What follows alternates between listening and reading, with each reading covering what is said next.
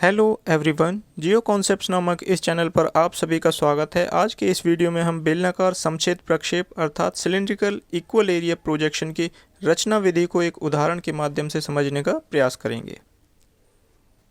जब ग्लोब की अक्षांश और देशांतर रेखाओं के जाल को, जिसे ग्रिड कहते हैं, को समतल सतह पर प्रक्षेपित करके प्रदर्शित किया जाता है, तब उसे मानचित्र प्रक्षेप की संज्ञा दी जाती है। रचना विधि के आधार पर इन मानचित्र प्रक्षेपों को निम्न वर्गों में बांटा जाता है। नंबर 1 बेलनाकार प्रक्षेप, नंबर 2 शंक्वाकार प्रक्षेप, नंबर 3 मध्य प्रक्षेप, नंबर 4 रूढ़ प्रक्षेप। बेलनाकार प्रक्षेप निम्न प्रकार के होते हैं। नंबर 1 साधारण बेलनाकार प्रक्षेप, नंबर 2 बेलनाकार समक्षेत्र प्रक्षेप, नंबर 3 मर्केटर प्रक्षेप, नंबर 4 गोल का प्रक्षेप।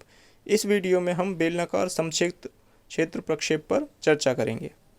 आइए बेलनाकार समक्षेत्र प्रक्षेप की रचना विधि को एक उदाहरण के माध्यम से समझने का प्रयास करते हैं। प्रश्न इस प्रकार है, एक बेलनाकार समक्षेत्र प्रक्षेप की रचना कीजिए जिसका मापक 1:250 मिलियन हो तथा अक्षांशीय अंतराल 15 डिग्री तथा देशांतरीय अंतराल 30 डिग्री का होना चाहिए।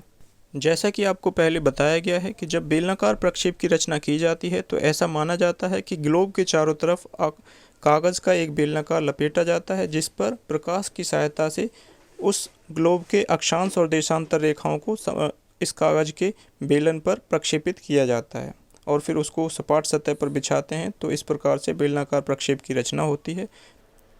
तो बेलनाकार प्रक्षेप की रचना विधि में सबसे पहला चरण है उस ग्लोब का आकार निर्धारित करना, अर्थात दिए गए मापक के अनुसार वास्तविक पृथ्वी को रिड्यूस करके उसका छोटा ग्लोब किस आकार का होगा जिस पर हम बेलन का कागज़ के बेलन को लपेटेंगे, तो उसका आकार निर्धारित किया जाता है। इसके लिए सबसे पहले हम उस ग्लोब की त्रिज्या को ज्ञात करते हैं जो कि निम्न फॉर्मूले से की जाएगी।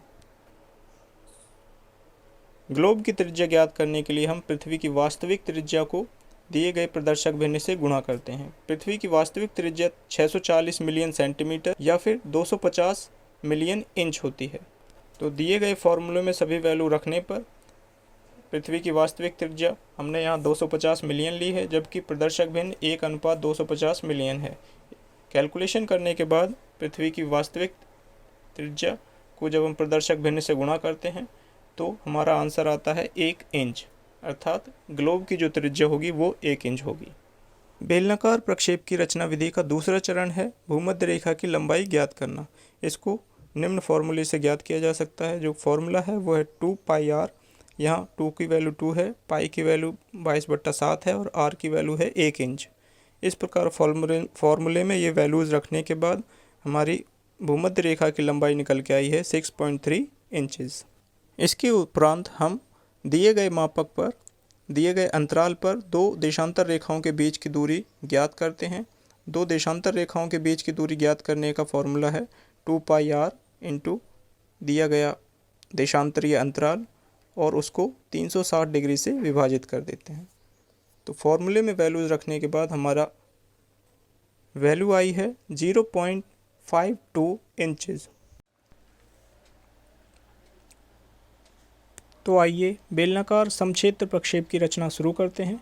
तो सबसे पहले 1 सेंटीमीटर का गैप लेके पेज के चारों तरफ एक बॉर्डर बनाएंगे। अब क्योंकि हमारे ग्लोब की त्रिज्या 1 इंच आई है, अतः 1 इंच की त्रिज्या लेकर एक वृत्त का निर्माण करेंगे प्रकार की सहायता से।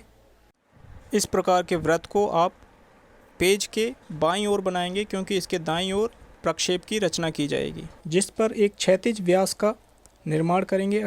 वृत्त पर खींची गई क्षैतिज रेखा जो कि ग्लोब की भूमध्य रेखा को दर्शाती है और वृत्त को 2 गोलार्धों में बांटती है, उत्तरी गोलार्ध और दक्षिणी गोलार्ध। अब पृथ्वी के केंद्र से भूमध्य रेखा का मान 0 डिग्री है, अतः दोनों गोलार्धों में पृथ्वी के केंद्र से 15-15 डिग्री के अंतराल पर कोणों का निशान लगाएंगे जो कि हमारा अक्षांशीय अंतराल को दर्शाता है। इसके उपरांत पृथ्वी के केंद्र से यानी वृत्त के केंद्र से इन निशानों को सीधी रेखा के द्वारा जोड़ेंगे जैसा कि स्क्रीन पर दिखाया गया है। चूँकि हमारे प्रक्षेप की भूमध्य रेखा की लंबाई 3.6 इंच आई है, अतः वृत्त पर दिखाई गई भूमध्य रेखा के ठीक सामने एक 6.3 इंच की सीधी रेखा खींचेंगे जो कि हमारे प्रक्षेप की भूमध्य रेखा को दर्शाएगी। इस रेखा के दोनों सिरों पर 2 लंबवत रेखाएं खींचेंगे जो क्रमशः 180 डिग्री पश्चिमी तथा 180 डिग्री पूर्वी देशांतर को दर्शाएंगे। अब ग्लोब पर बने हुए विभिन्न कोणों से भूमध्य रेखा के समांतर रेखाएं खींचेंगे जो 180 डिग्री पश्चिमी देशांतर को लंबवत काटेगी अर्थात समकोण पर उसे मिलेगी। 180 डिग्री पश्चिमी देशांतर पर इन रेखाओं की दूरी भूमध्य रेखा से कितनी है उसको नापकर 180 डिग्री पूर्वी देशांतर की जो रेखा है उस पर भी इन्हें उतनी ही दूरी पर चिन्हित कर देंगे, चिन्ह लगा लेंगे जैसा कि स्क्रीन पर दिखाया गया है। अब 180 डिग्री पश्चिमी देशांतर और 180 डिग्री पूर्वी देशांतर पर लगे हुए इन निशानों को सीधी रेखा के द्वारा जोड़ेंगे, मिलाएंगे और ये सीधी रेखाएं अक्षांशों को दर्शाती हैं जो कि भूमध्य रेखा के समानांतर है और भूमध्य रेखा के बराबर हैं। अब 180 डिग्री पश्चिमी तथा 180 डिग्री पूर्वी देशांतर के बीच की जो दूरी है उसके द्वारा 360 डिग्री को दर्शाया जाता है। अतः इनको ठीक बराबर 12 भागों में बांट लेंगे और प्रत्येक भाग 30 डिग्री के देशांतरीय अंतराल को दर्शाएगा जो कि प्रश्न में दिया गया था। अब 180 डिग्री पश्चिमी देशांतर के बराबर उसी के समानांतर रेखाएं खींचकर विभिन्न देशांतरों को इस पर बनाएंगे और प्रत्येक देशांतर के बीच 30 डिग्री का अंतराल होगा। अब अक्षांशों और देशांतर रेखाओं के सामने उनके द्वारा दर्शाए गए अक्षांश और देशांतर रेखाओं का मान लिख दिया जाएगा तथा प्रक्षेप के केंद्रीय भाग में आधार पर या नीचे की ओर मापक लिख दिया जाएगा जो कि यहाँ प्रदर्शक भिन्न 1:250 मिलियन है और शीर्ष पर मोटे अक्षरों में इस प्रक्षेप का नाम लिख दिया जाएगा, सिलिंड्रिकल इक्वल एरिया प्रोजेक्शन। इस प्रकार हमारा बेलनाकार समक्षेत्र प्रक्षेप बनकर तैयार हो गया है। बेलनाकार समक्षेत्र प्रक्षेप के लक्षणों की बात करें तो इसमें सभी देशांतर रेखाएं सरल रेखा के रूप में होती हैं, एक दूसरे के समांतर होती हैं तथा भूमध्य रेखा पर लंबवत होती हैं। जबकि अक्षांश रेखाओं की बात करें तो सभी अक्षांश रेखाएं सरल होती हैं, एक दूसरे के समांतर होती हैं तथा भूमध्य रेखा के बराबर लंबाई वाली होती हैं और सभी अक्षांश और देशांतर रेखाएं एक दूसरे को समकोण पर काटती हैं। भूमध्य रेखा तथा सभी देशांतरों पर मापनी शुद्ध पाई जाती है। चूँकि इन प्रक्षेपों पर उच्च अक्षांशों में एक दिशा में मापनी बहुत ज़्यादा बढ़ जाती है तो दूसरी दिशा में उसी अनुपात में मापनी घट जाती है। इसके कारण ये प्रक्षेप समक्षेत्र प्रक्षेप कहलाते हैं। बेलनाकार समक्षेत्र प्रक्षेपों के उपयोग की बात करें तो इन प्रक्षेपों का उपयोग भूमध्य रेखा या उष्णकटिबंधीय क्षेत्रों के वितरण मानचित्र दर्शाने के लिए विशेष रूप से प्रयोग किया जाता है।